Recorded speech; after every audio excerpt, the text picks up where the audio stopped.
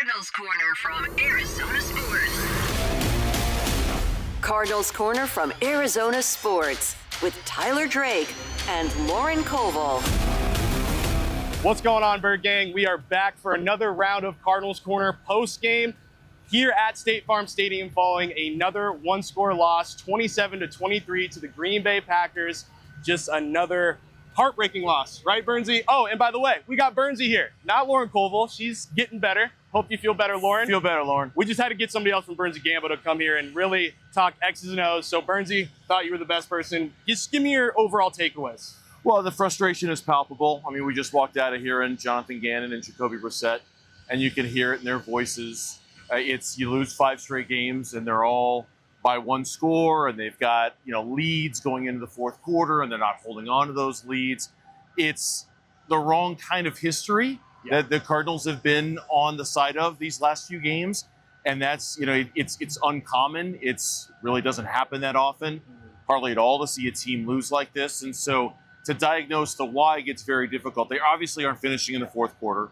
Obviously, their defense isn't coming through in the fourth quarter. Obviously, their offense isn't coming through in the fourth quarter. There's just enough going wrong in all of these games that is prevented just from one more win in this stretch, two more wins in the stretch. Even a win today at 3-4 changes the whole dynamic of the season and what it could be. At 2-5, it becomes a very tough outcome. So you were in there. You can hear it.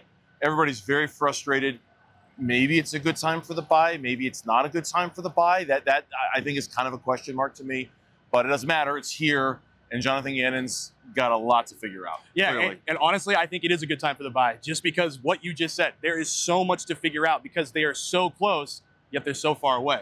You continue to lose these close games in the worst of ways.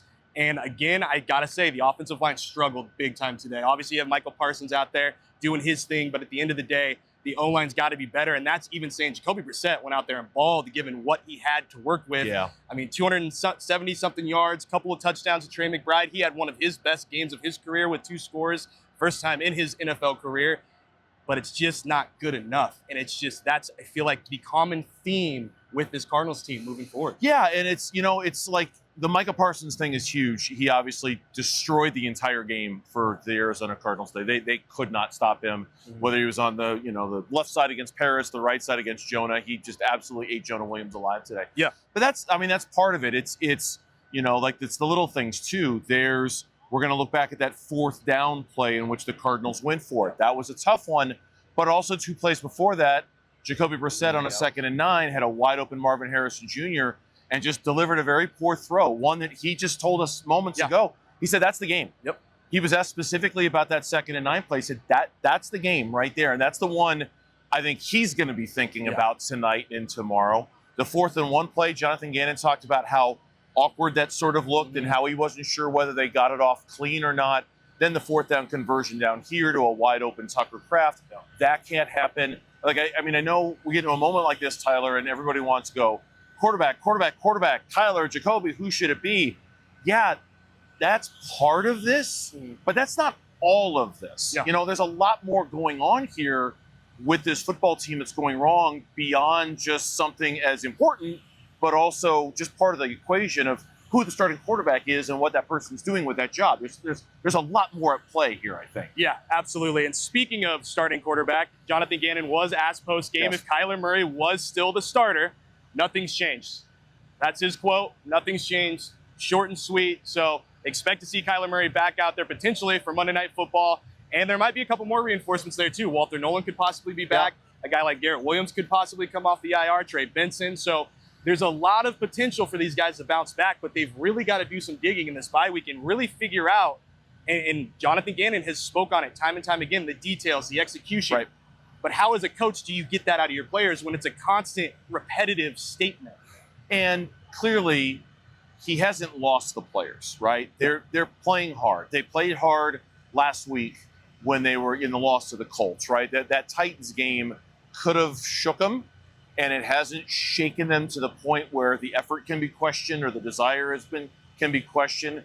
You do wonder how much more of this they can take before that starts to set in. 2-5 is it's not undoable, but 2-5 is a very tough spot to be in. And this is where Jonathan Gannon is going to have to work very hard to keep everybody in there kind of doing the same thing with the right frame of mind and doing the right thing. I want to go back, too, for a second. I don't want to say that it's not important who the quarterback is. Obviously, it's hugely important. Yeah.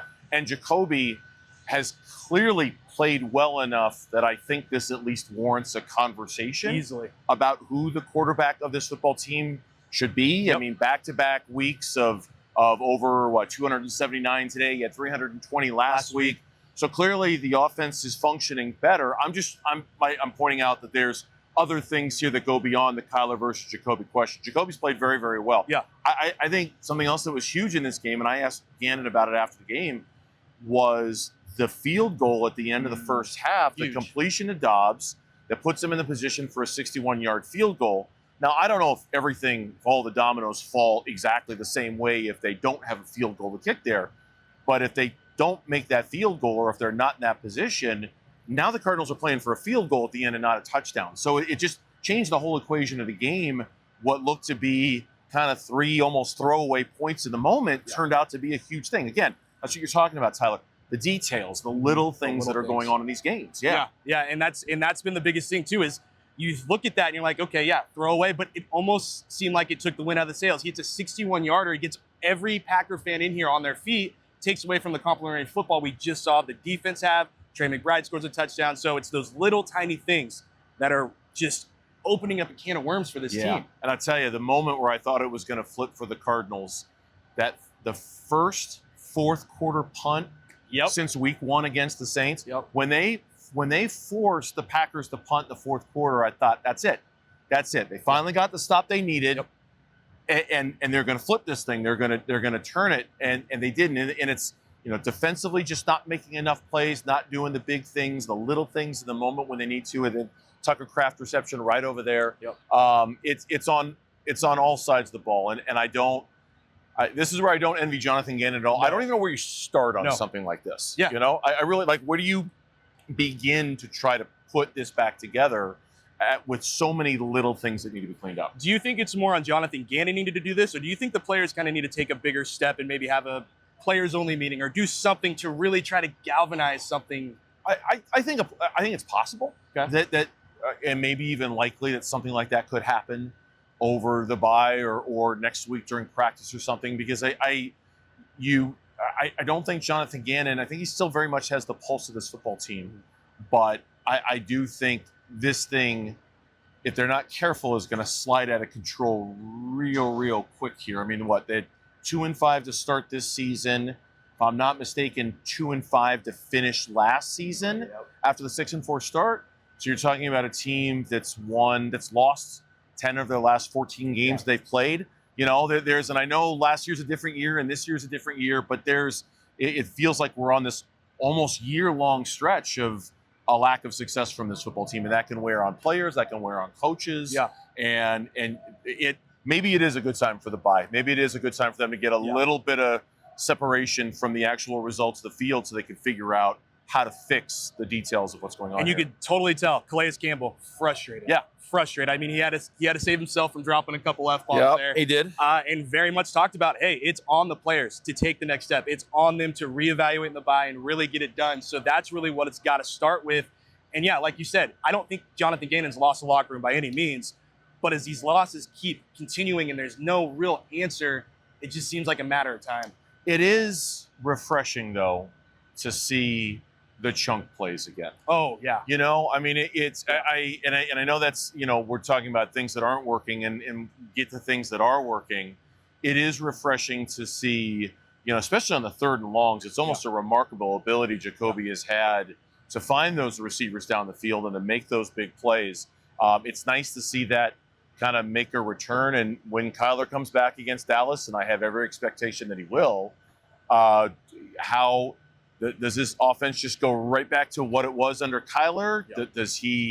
Do they kind of take what they've seen from this stretch and try to morph things with him? Jonathan Gannon made it very clear. Kyler Murray is going to be the quarterback of this football team, and probably with the bye, I think it's safe to assume he'll be back in time for this one against Dallas in a couple of weeks. How different does it look? Do those chunk plays vanish? And if so, the effectiveness of the offense we've seen the last couple of weeks, there's going to be a lot there's going to be a lot on Kyler, I think, when he comes back. Yep. A lot on Kyler to make it work to the same level that Jacoby made it work. And personally, I can't wait to see how he handles that. Yeah. I mean, there's always pressure on the franchise quarterback. Exactly. No mistake. That doesn't go anywhere. But now there's been fans have gotten a little bit of a taste. The organization's got a little bit of a taste from somebody else. How does Kyler react to having somebody else do his job better than he's done his job the last couple of weeks? Exactly. And like I said last week, I wanted to see if Jacoby Brissett, if it wasn't a one-off. And I think we can agree. It wasn't. It wasn't a one-off. He clearly has what this offense wants to get out of it, and that just has to continue to happen. But how do you combine that? How do you marry that with Kyler Murray? That's going to be the big question. And again, he's going to have center stage, national stage in Dallas where he's played well before. So all eyes are going to be on Kyler Murray coming out of the bye. But first we got to get to the bye and see what kind of tweaks, changes, whatever you want to call it, can happen with the Cardinals. But I think we got to wrap it there, Bernsey. Appreciate you stepping in, pitch hitting.